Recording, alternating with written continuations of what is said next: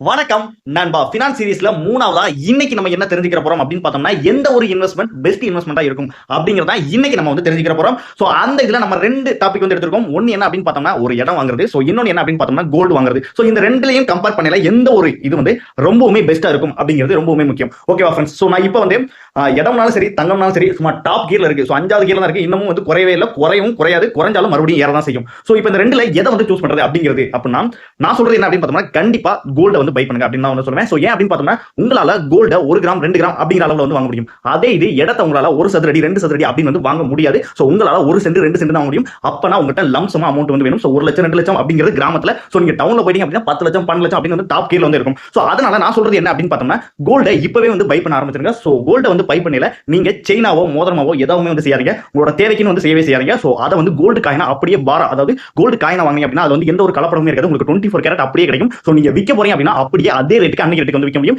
உதாரணத்துக்கு நீங்க ஒரு சென்ட் லேண்ட் வாங்குறீங்க அப்படின்னா அந்த லேண்ட் இன்னைக்கு நீங்க வந்து 1 லட்சத்துக்கு வாங்கிருக்கீங்க. சோ இப்போ வந்து ஒரு வருஷம் கழிச்சு அதை வந்து விற்க போறீங்க அப்படின்னா அந்த இடத்துல தண்ணி வசதி இல்லாம போயிருச்சு அப்படின்னா என்ன நடக்கும் அப்படின்னா அந்த இடத்தை வாங்குறதுக்கு எவனுமே வந்து வர மாட்டான். சோ இந்த மாதிரி ஒரு பிரச்சனைகள் வந்து வர ஆரம்பிக்கும்.